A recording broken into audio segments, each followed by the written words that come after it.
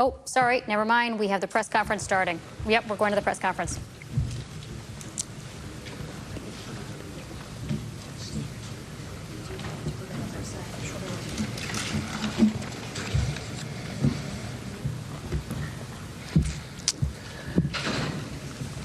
Good evening. I'm Muriel Bowser. I'm Mayor of Washington, D.C. I am here with the Chief of the Metropolitan Police Department, Pamela Smith, and we are joined by members of the Washington, D.C. Public Safety Team and our partners in the federal government from the Federal Bureau of Investigation, the Special Agent in charge, as well as the Assistant Director in charge. We are also joined by the Attorney General for the United States, Pam Bondi, the United States Attorney for the District of Columbia, Judge Pirro, as well as the Israeli Ambassador to the United States, Ambassador Leichter. We are here at the MPD headquarters to provide an update on a horrific shooting that happened shortly after 9 p.m. this evening near the Capitol Jewish Museum. I want to start by sending our condolences to the loved ones of the victims who were senselessly a victim of these crimes. I want to provide my prayers and condolences to the museum staff and the guests who are also gathering together in fellowship. The Chief will share preliminary information from the investigation. I will say up front that there is no active threat in our community. What I do know is that the horrific incident is going to frighten a lot of people in our city and in our country. And I want to be clear that we will not tolerate this violence or hate in our city. We will not tolerate any acts of terrorism, and we're going to stand together as a community in the coming days and weeks to send the clear message that we will not tolerate anti-Semitism. I want to ask Chief Smith to talk about where we are with this investigation, followed by our FBI partners, and lastly, Ambassador Leichter. Thank you, Madam Mayor. I'm Chief Pamela A. Smith, Chief of Police for the Metropolitan Police Department, and I'll start by expressing my sincere condolences to both of the victims and families, and also the attendees tonight at the Capitol Jewish Museum. At approximately 9:08 p.m. tonight, we received multiple calls for a shooting in the area of 3rd Street and F Street Northwest. Officers located one adult male and one adult female unconscious and not breathing at the scene. DC Fire and EMS responded, and despite all life-saving efforts, both victims succumbed to their injuries. The preliminary investigation indicates that both victims were exiting an event at the Capitol Jewish Museum located in the 500 block of 3rd Street Northwest when the shooting occurred. We believe the shooting was committed by a single suspect who is now in custody. Prior to the shooting, the suspect was observed pacing back and forth outside of the museum. He approached a group of 4 people, produced a handgun, and opened fire, striking both of our decedents. After the shooting, the suspect then entered the museum and was detained by event security. Once in handcuffs, the suspect identified where he discarded the weapon, and that weapon has been recovered, and he implied that he committed the offense. The suspect chanted, "Free, free Palestine," while in custody. The suspect has been tentatively identified as 30-year-old Elias Rodriguez of Chicago, Illinois. Our MPD case detectives are leading this investigation.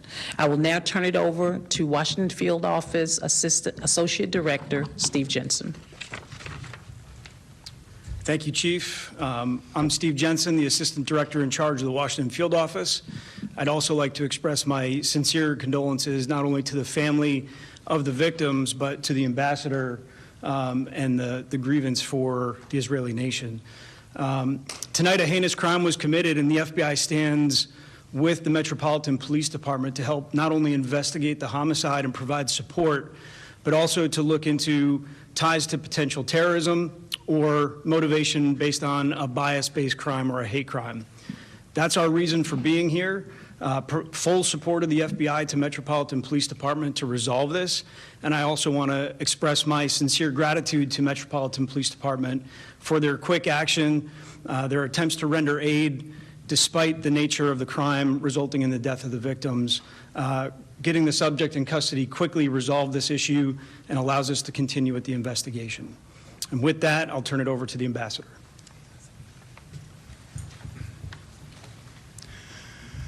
Thank you. Really what I have to say this evening is thank you, Mayor, to your amazing staff, Attorney General, Ms. Bondi,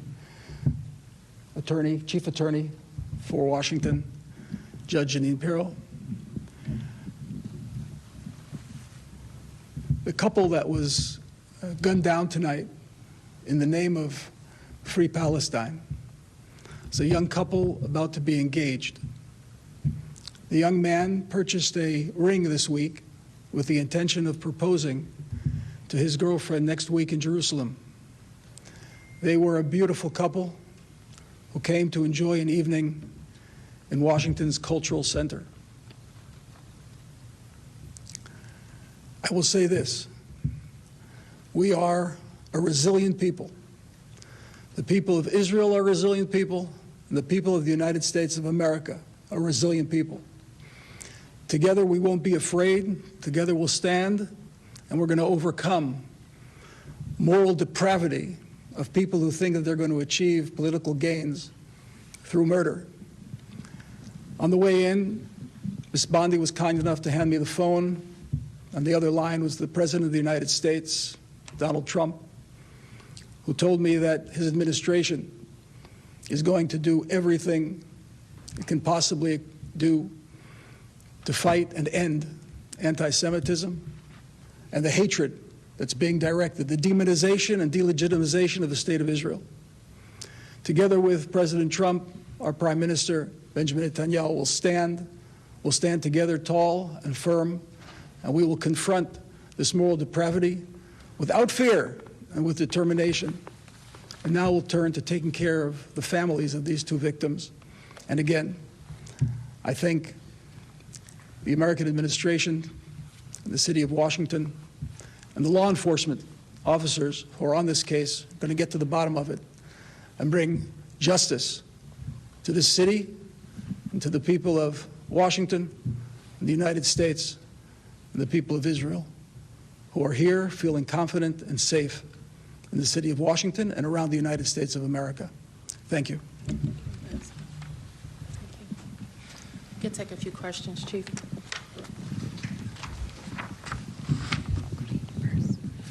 Hi, Shamari Stone from Fox 5 DC. You say that there is a suspect in custody right now, and he walked into the museum. What is he telling investigators tonight? Well, I don't know what he's telling them at this moment. What I do know is that he is in custody, and as you know, Amari, we have to conduct an investigation, and that requires us to ask many questions. At the time of this press conference, I'm not privileged to that information as of right now. Hi, Evan Paris for CNN. Is there any indication when he entered the Jewish Museum that he was planning to carry out additional shootings? Was he trying to harm other people? Is there any indication? Can you tell us any more about that? And also for the Attorney General and the U.S. Attorney, can you say whether, given the diplomatic component of this, does this become a federal investigation, a federal crime to be prosecuted by the federal government? So in response to your first question, we are still conducting the investigation, and at this moment, again, it's preliminary. So you'll have to give us a little bit more time to determine what the motives were at this point. Let me just jump in, Chief. And you heard from the chief and from the special agent in charge that MPD is investigating the homicides and the FBI's role. Of course, as always, when there is any possibility of a terrorist act or acts motivated by hate or other bias, the FBI will be conducting those investigations. All homicides are prosecuted in the District of Columbia in Washington, D.C. by the United States Attorney for the District of Columbia. Okay. Carl Willis, 7 News. Just a question about, after everything that happened, the stance from local and possibly federal law enforcement about any protection moving forward or heightened security for this community. Thank you for that question. And I'm going to turn to the chief, but we have a long history and a lot of practice in our city of working with Jewish organizations around safety and around protection. And we watch global events, national events, and local events. And our organizations work directly with MPD, and MPD responds with additional resources. And so I know the chief will spend tonight and tomorrow, and we'll be talking to all of our organizations, from schools to synagogues to other organizations, to make sure we are supporting in every way that we can. Yes. Chris Cameron, The New York Times. You mentioned that the suspect was detained by event security after entering the museum. Yeah. Is it correct to say that he surrendered voluntarily to security, or was he forcefully detained? I don't know that we can say that right now. It's part of what MPD is investigating. Yes. Hi, Shlomi Zayans, Ami Magazine. I have a question for the police chief. I want to know if there was perhaps any indication that something like this might happen. Was there any heightened security or threats that you were aware of? And also for the Attorney General, do you have a message for Jewish Americans who are feeling concerned for their safety tonight? What I will say to your first question is that we have not received any intelligence with respect to any type of terrorist act or hate crime in our city. As you know, we work very well with all of our partners in the intelligence community, and had we received any information, as we would do any time, we would ensure that we had heightened security around our city at most of our synagogues. If I could just add, and then General, we have, for a number of years, we put out grants to organizations, and we allow organizations to apply for grants, and there have been a lot of faith organizations that have applied for special security grants, and so we continue to do that in the city. We've been able to deploy millions of dollars so organizations can have increased security. Mayor, thank you. Chief, thank you. Ambassador, our hearts go out to you and your staff. I spoke to the President of the United States multiple times tonight on behalf of the President. His prayers are with all of us, all of the Jewish community, everyone in Washington, D.C., state, local, and federal agencies, and our great U.S. Attorney, Jeanine Pirro, who will be prosecuting this case. We'll be doing everything in our power to keep all citizens safe, especially tonight our Jewish community.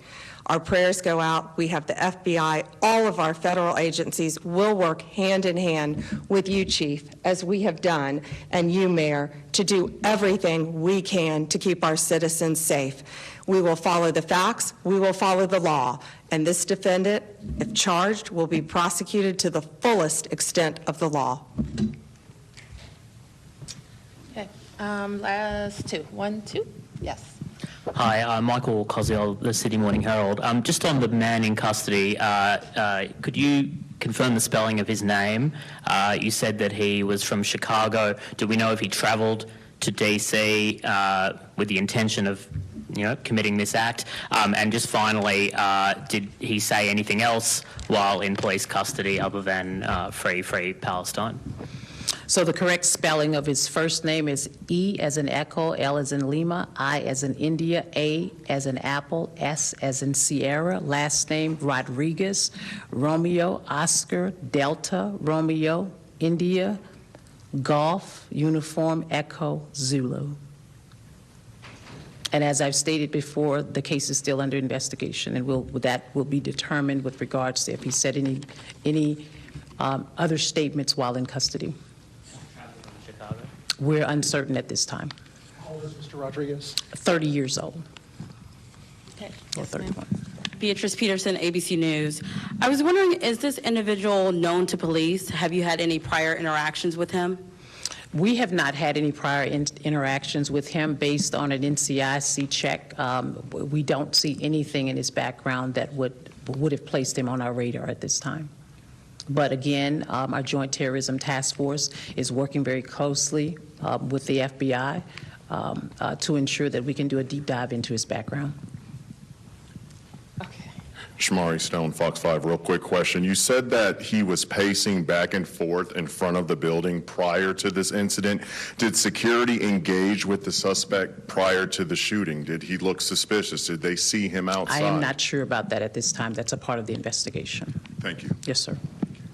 Is there any indication, is there any indication that the firearm that was used in the crime was purchased illegally, legally obtained? Was there a serial number, or was it filed off? Do we know any details right now? Our ATF partners will do a deep dive with respect to the firearms, as they typically would with any firearms here in the District of Columbia.